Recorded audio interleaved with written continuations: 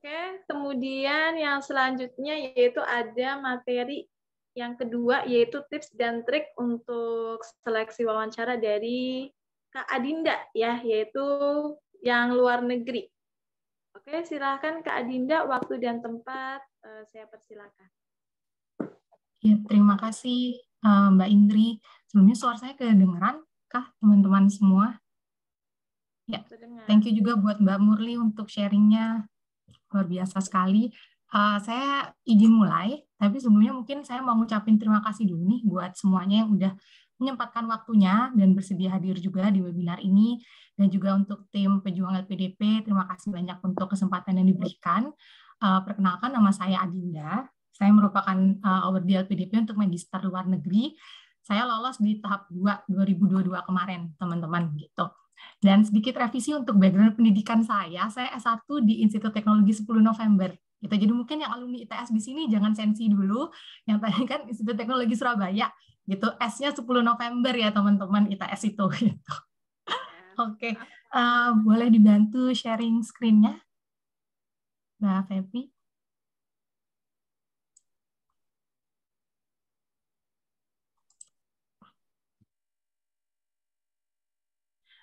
Ya, jadi siang hari ini saya akan mencoba membagikan pengalaman saya ya teman-teman gitu untuk kemarin pada saat seleksi substansi dan juga hasil sharing dengan teman-teman awardee lainnya juga gitu. Jadi hopefully ini bisa memberikan insight juga buat teman-teman nantinya pada saat mengikuti substansi 2023 ini.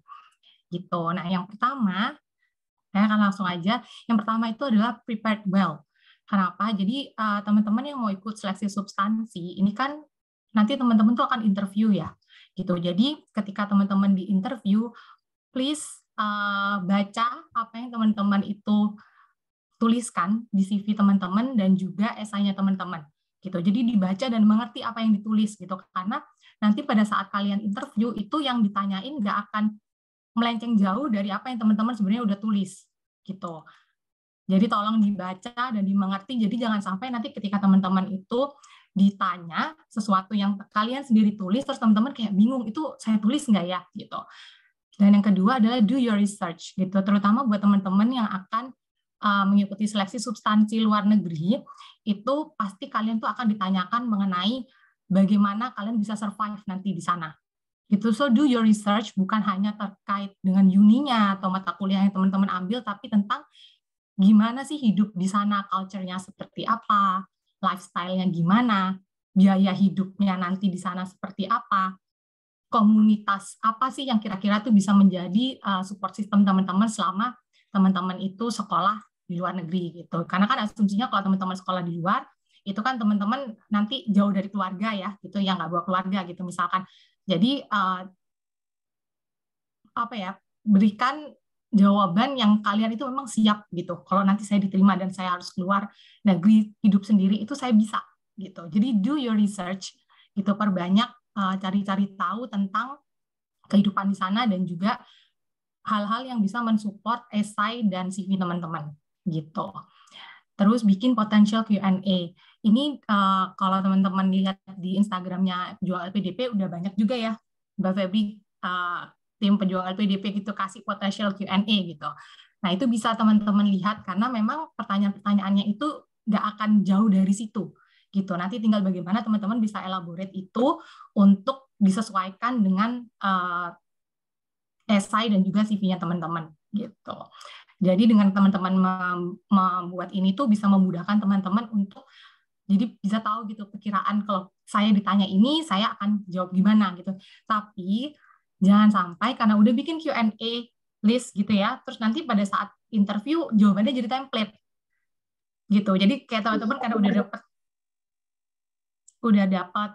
udah bikin Q&A terus kayak berusaha mencari kemarin saya nulis ini nih, saya jawabnya apa ya. Nah, itu saran dari saya sih dihindari gitu untuk memberikan jawaban template. Jadi boleh bikin Q&A, tapi itu untuk bekal teman-teman aja gitu. Bukan berarti ketika dijawab itu harus jawabannya benar-benar kayak template gitu. Terus yang terakhir dari prepared well ini adalah present your best self. Maksudnya gimana sih? Gitu karena teman-teman kalau nanti di interview saya kurang tahu nih yang tahun ini tuh online atau offline ya atau belum tahu ya? Belum tahu ya Mbak Febri ya? Yang tahap 1 masih online, tahap 2 hybrid masih online. kayaknya. Oke. Jadi memang kalau online berarti sama kayak saya kemarin ya, tahun 2022 tuh saya juga online kebetulan seleksi substansinya gitu. Dan kalau online itu kita diminta standby 2 jam sebelum, teman-teman, gitu. Jadi teman-teman harus standby 2 jam sebelum waktu yang udah ditentukan gitu. Nah, present your best self means that siapkan diri terbaiknya teman-teman. Gitu, meskipun itu online, jangan berarti terus kayak udahlah bangunnya mepet-mepet aja, atau nggak usah dandan deh gitu. Karena sebenarnya kalau buat apalagi teman-teman yang cewek-cewek ya gitu, dandan dan kelihatan oke itu boost your confidence sebenarnya kan. Jadi itu menambah kepercayaan diri teman-teman nih, oh saya siap nih gitu. Jadi mau nanti di layarnya kayak gimana itu udah urusan nanti gitu. Yang penting teman-teman itu udah prepared dan udah siap untuk memberikan yang terbaik pada saat teman-teman muncul di layar gitu. Terus yang kedua adalah kita harus fokus. Fokus di sini kayak gimana sih gitu. Fokus sama interviewnya gitu. Apalagi kalau misalkan online itu kan kalian nanti diminta buat kayak kasih tahu gitu loh teman-teman, kayak coba tolong diputar laptopnya 360 derajat kayak gitu. Terus matiin handphone di depannya para interviewer kayak gitu. Nah, itu kan kalau misalkan nih teman-teman kayak mungkin di tempat yang nggak sepi gitu, jangan sampai, harus di tempat yang sepi. Jadi make sure teman-teman itu harus fokus gitu, di kamar lah atau di mana gitu. Jadi kayak jangan di tempat yang bisa buat teman-teman itu ke distract kayak gitu. Dan fokus ini juga teman-teman tolong diperhatikan pertanyaannya. Menyambung yang tadi Mbak Murli juga udah sampaikan gitu. Perhatikan yang namanya sebutkan dan jelaskan ya Mbak. Gitu. Jadi kalau sebutkan, ya sebutkan aja gitu. Jangan sebutkan terus, sebenarnya kalau sebutkan kan jawabannya cenderung harusnya short answer ya. Gitu, bukan jawaban yang panjang kali lebar gitu. Jadi kalau sebutkan ya sebutkan, jangan muter, ditanyanya A, harusnya jawabannya B, kalian jawabnya D, E, F, G, H, I, J, B. Nah, kayak gitu. Itu kan kayak, ya sebenarnya yang ditanya enggak itu sih gitu, kita cuma butuh jawaban B aja. Tapi kalau dimintanya memang dijelaskan, ya jelaskan gitu, jelaskan sebaik yang teman-teman bisa gitu. Jadi didengerin dulu. Dan ini juga untuk teman-teman yang di luar negeri, please be prepared karena teman-teman itu kemungkinan akan ditanya dalam bahasa Inggris gitu. Karena kan teman-teman yang udah lulus sampai tahap substansi kan pasti pada daftar itu udah 6,5 dong ya IELTS-nya harusnya gitu. Jadi itu kan memang standar skor di mana teman-teman itu dianggap sudah bisa berkomunikasi dengan baik secara lisan maupun dengan secara tulisan gitu. Jadi jangan sampai nanti ditanya dalam bahasa Inggris terus bingung gitu. Wah, Q&A saya kemarin saya nulisnya pakai bahasa Indonesia nih gitu. Terus jadi bingung gitu. Jadi makanya fokus kalau ditanya dalam bahasa Inggris, jawab dalam bahasa Inggris. Kalau ditanya dalam bahasa Indonesia, jawab dalam bahasa Indonesia gitu. Karena yang luar negeri kemungkinan di mix ya teman-teman. Saya waktu tahap 2 kemarin itu ada pertanyaan dalam bahasa Inggris, ada pertanyaan dalam bahasa Indonesia. Gitu. Lalu deliver a confident and on point answer. Ini sebenarnya sama menambahkan seperti yang tadi gitu. Kalau sebutkan, jelaskan gitu, dan jawab dengan percaya diri. Karena percayalah teman-teman, sebenarnya yang paling tahu esai dan CV teman-teman itu teman-teman sendiri gitu. Jadi yang bisa mengelaborate jawaban-jawaban dari teman-teman itu ya teman-teman sendiri gitu.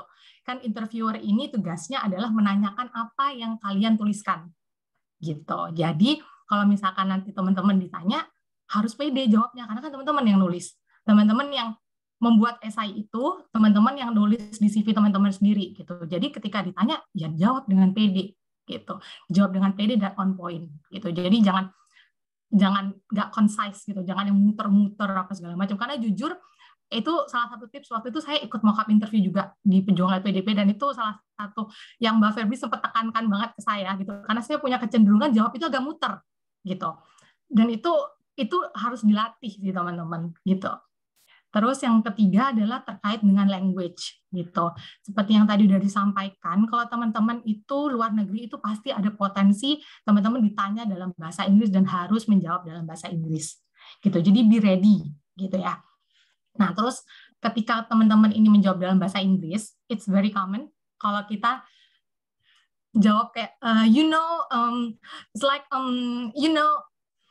gitu, karena kadang kita perlu mikir nih, saya mau ngomongnya A gitu, ini gimana nih kata-katanya gitu. Jadi kita perlu waktu sebenarnya kan untuk jawab gitu. Tapi sebisa mungkin tolong minimalisir atau mulai dilatih gitu supaya tidak terlalu banyak menggunakan kata-kata seperti itu. Kayak gitu. Dan yang ketiga dari language ini adalah avoid the jaksel style. Maksudnya gimana jaksel style? Kadang kita kalau ditanya gitu ya, kita punya kecenderungan untuk menjawab, misalkan ditanya dalam bahasa Indonesia nih gitu. Terus kayak kita agak mix up gitu. Misalkan si interviewer yang pertama nanyanya dalam bahasa Indonesia, terus interviewer yang kedua nanya dalam bahasa Inggris, yang ketiga balik Indonesia lagi nih. Nah, terus teman-teman kayak, waduh, udah saya nervous, saya ditanya-tanya, bolak-balik lagi bahasanya. Terus akhirnya kalian cenderung mix up language gitu dalam satu kata atau dalam satu kalimat atau dalam satu jawaban gitu. Jadi tolong itu dihindari gitu. Jadi kalau ditanya bahasa Indonesia jawab bahasa Indonesia, ditanya bahasa Inggris jawab pakai bahasa Inggris, jangan di mix gitu. Karena itu kayak secara etika kurang baik ya, teman-teman gitu. Terus yang keempat, body language gitu. Yang pertama, pay attention to the interviewer gitu. Kenapa pay attention to the interviewer? Karena kan nanti teman-teman ini akan interviewnya secara online ya, gitu. Jadi karena online bukan berarti terus kayak bisa seenak-enaknya gitu loh di dalam ruang Zoom itu gitu. Jadi tetap harus diperhatikan, tetap harus menghargai orang-orang yang menginterview gitu. Jadi kalau kalian lagi ditanya, lagi dalam tanya jawab gitu ya, ya perhatikan gitu, jangan gini terus begini, jangan begitu gitu. Jadi apa ya, yang proper gitu. Anggap aja ngomongnya ya sama orang di depan gitu. Jadi jangan keep that in mind, jangan karena oh saya online lah terus saya di kamar gitu. Jadi ya udah suka-suka gue lah gitu. Mau begini kek, mau garu-garu kepala, ya jangan gitu. Itu penting ya. Jadi pay attention itu as in kalian juga harus menghargai orang yang menginterview kalian gitu. Terus avoid to move your hand too much. Move your hand is okay, tapi jangan kayak dikit-dikit itu kayak gini tuh. Kayak gini itu kan kayak annoying gitu ya. Apalagi kalian di layar Zoom gitu terus kayak lagi ngejawab malah yang kelihatan tangannya kalian gitu. Jadi boleh menggunakan itu karena memang ada beberapa orang itu ketika menjawab itu tangannya harus move around gitu. Nggak apa-apa gitu, tapi ya don't too much aja dan jangan di depan layar gitu. Jadi kalau misalkan udah kelepasan ya diingat-ingat lah, oh iya saya udah kelepasan nih, tangan saya terlalu ini gitu ya, itu dikurangin gitu. Dan yang ketiga sama kayak katanya Mbak Murli, eye contact. Eye contact itu penting banget karena itu kayak wujud kita menghargai lawan bicara kita gitu. Jadi jangan lupa meskipun Zoom ataupun nanti mungkin yang next-nya itu nanti offline gitu, tetap harus make eye contact gitu. Nah, yang kelima ini juga nggak kalah penting adalah answer politely gitu. Menjawablah bukan hanya dengan tepat dan baik, tapi juga dengan sopan gitu. Karena nggak ada orang yang mau menerima jawaban yang nggak enak didengar gitu. Jadi namanya juga tadi Mbak Murli juga udah sempat share ya teman-teman gitu, kayak ya menjawabnya itu harus dengan baik gitu. Pemilihan kata-katanya itu diperhatikan gitu. Karena salah satu saya pernah sharing sama salah satu teman saya gitu ya. Dia udah jadi OWD dan waktu itu sempat ngebantu saya juga buat latihan interview gitu. Dia bilang ke saya, banyak orang itu yang udah tahu mau menjawab apa, tapi dia nggak tahu bagaimana cara menjawab gitu. Jadi pasti teman-teman kan udah tahu nih, oh saya sebenarnya mau jawab ini nih gitu, tapi cara teman-teman menjawab, pemilihan kata teman-teman, terus tone-nya teman-teman itu tuh menentukan bagaimana orang lain itu menerima jawaban teman-teman gitu. Jadi itu mulai dilatih dari sekarang gitu. Yang mungkin punya kecenderungan ngomongnya oktavnya tinggi gitu ya. Nah, itu mulai itu dilatih gitu biar kayak kesannya mungkin kalian gak marah-marah gitu. Ini ya cara kita ngomong aja misalkan gitu. Kayak saya orang Surabaya gitu. Saya punya kecenderungan ngomong tuh nadanya tinggi gitu. Ya tapi kan kalau saya interview saya nggak mungkin dong kayak gitu. Jadi kan kesannya kayak kok orang ini marah-marahin orang yang lagi interview gitu kan. Jadi itu mulai dilatih gitu. Give time to digest the question, 2 seconds rule gitu. Apa maksudnya? Jadi kadang ini teman-teman terutama yang nanti ditanya dalam bahasa Inggris, mungkin teman-teman itu need a little bit time.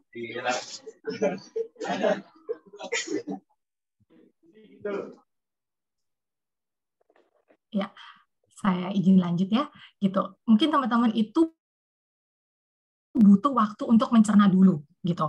Jadi it's okay gitu, nggak apa-apa mau ditanya dalam bahasa Inggris Indonesia, tapi kalian misalkan, oh saya butuh waktu, saya konsul, jadi nggak apa-apa nggak langsung menjawab, jadi kayak kasih jeda 2 detik. Nah, triknya yang saya lakukan waktu itu, dan saya juga sharing sama teman-teman ORD lainnya, biasanya kita suka tambahin kayak jawaban, oh terima kasih ya Bu untuk pertanyaannya, or thank you so much for the questions, gitu.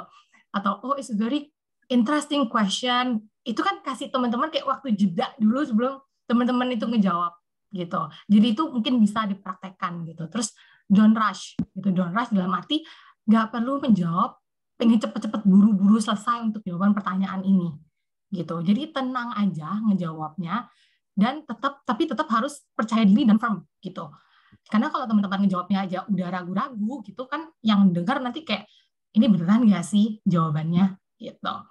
Jadi jangan buru-buru ngejawabnya, tenang aja, tapi tetap jawab dengan pede gitu, dengan firm gitu. Oh ini jawaban saya ini nih gitu. Terus give honest answer gitu. Kenapa? Karena ketika teman-teman ditanya dan teman-teman tidak tahu jawabannya, it's okay gitu. Daripada teman-teman nggak tahu jawabannya, teman-teman dalam tanda kutip sotoy. Saya pikir kalau udah sebulan itu saya. Ya, lanjut ya teman-teman ya. Gitu. Jadi give honest answer itu kalau misalkan teman-teman nggak tahu jawabannya, terus teman-teman mulai cari-cari nih, gitu, mulai apalagi kayak udahlah gue sotoy aja, gitu. Itu percaya deh, nanti teman-teman tuh akan makin nervous, karena nanti ada part di diri teman-temannya kayak, aduh nanti ketahuan nih gue jawabnya bohong gitu. Nah itu akan membuat teman-teman itu kayak jadi nggak fokus gitu loh, gitu. Jadi hindari menjawab nggak benar gitu. Kalau misalkan nggak tahu ya explain gitu. Karena apa ya? Karena menurut saya kalau misalkan itu udah kayak teman-teman udah dikasih ini dan terus ternyata ada follow up question lainnya yang ternyata teman-teman nggak siap, itu tuh trust me, teman-teman pasti akan udah nggak konsen. Pasti udah kayak langsung aduh gimana nih, langsung kayak gitu. Jadi sebisa mungkin hindari jawaban-jawaban yang memang kalau teman-teman nggak tahu ya bilang aja gitu. Mohon maaf Bapak Ibu, saya belum tahu lebih lanjut terkait hal ini atau kayak gitu. Tapi tetap jawabannya yang sopan gitu. Jangan kayak, aduh kok gue ditanyain ini sih, ini kan nggak relevan misalkan kayak gitu. Karena itu mungkin banget gitu. Sedikit sharing waktu saya seleksi substansi kemarin itu tuh ada interviewer yang jawaban saya tuh selalu dipotong gitu. Jadi saya tuh belum selesai jawab, tadi udah motong gitu. Terus dia kayak menanyakan sesuatu yang di luar topik gitu. Jadi bukan di luar topik ya, kayak sebenarnya agak nggak relevan, cuma dia kayak nanya terus gitu loh, kayak orang Jawa ngomongnya ngececer gitu loh. Gitu. Terus ya udah gitu. Saya bilang aja I'm so sorry, saya nggak tahu untuk jawaban itu, but I will figure it out gitu. Saya akan cari tahu nantinya. And thank you for pertanyaan itu. Jadi saya bisa tahu kayak gitu-gitu tuh tolong dilatih ya teman-teman. Jadi kayak ngomong agak manis-manis gitu tuh penting gitu, bukan mau jadi fake enggak gitu, but itu kayak menunjukkan kalau oh ya saya memang nggak tahu tapi saya mau niat kok cari tahu kayak gitu. Terus yang keempat itu stay humble. Kenapa stay humble? Karena mungkin teman-teman di sini ada yang udah diterima di uni bagus, punya segudang prestasi gitu. Ya bagus, nggak apa-apa. Mau disebutin juga nggak apa-apa apabila relevan. Gitu, jangan kayak nggak ditanya itu tapi saya pengen dia tahu saya ini udah keterima di Harvard gitu misalkan kayak gitu ya, mereka tahu kalau teman-teman udah put itu di CV udah pasti mereka tahu gitu. Atau saya mau ceritain perjuangan saya waktu saya dapat ini kayak gimana, padahal nggak ditanya, ya ngapain gitu ya. Jadi boleh gitu. Kalau itu memang pertanyaannya itu relevan dan teman-teman bisa dalam tanda kutip itu pamer sedikit boleh gitu. Tapi jangan terlalu jangan too much gitu. Karena pasti teman-teman di sini juga bisa bedain ya orang yang memang dia mau sharing seperlunya gitu sama orang yang memang mau dilihat sebagai the smartest person in the room. Kalian pasti bisa bedain. Begitu pula nanti orang yang mendengarkan kalian menjawab gitu. Jadi mau impress boleh, tapi jangan over. Dan yang paling penting adalah jangan memberikan jawaban yang merendahkan orang lain, menyalahkan sesuatu kayak gitu-gitu. Karena trust us gitu teman-teman awardee yang lainnya di sini itu nggak diperlukan ya Mbak Mas semua ya gitu. Jadi ya nggak apa-apa kalau memang kalian yang paling benar yang lain salah, it's okay. Tapi kalian nggak perlu kayak menekankan itu dalam sesi interview gitu. Yang keenam, manage your emotions. Maksudnya seperti apa sih manage your emotions gitu? Karena teman-teman percayalah gitu, yang namanya esai dan CV itu adalah something yang personal buat teman-teman semua gitu. Dan maybe dari teman-teman di sini itu ada yang sesuatu yang sebenarnya itu susah loh buat saya tuliskan gitu. Tapi saya harus tulis nih karena ini jadi background motivasi saya apa saya harus sekolah misalkan kayak gitu. And then it will leads to difficult question or sensitive question buat teman-teman nanti gitu. Itu mungkin ditanyain pertanyaan-pertanyaan yang mungkin itu too personal, too sensitif, atau itu membangkitkan sesuatu yang nggak enak gitu, or pertanyaan-pertanyaan yang membuat kalian get so excited gitu. Jadi yang kayak wah ini aku suka banget, jadi aku mau jelasin semuanya kayak gitu. Itu mungkin gitu. Jadi please manage your tone gitu. Jadi mau itu pertanyaan yang sulit atau pertanyaan yang membuat kalian itu excited, itu tetap tone-nya dijaga gitu.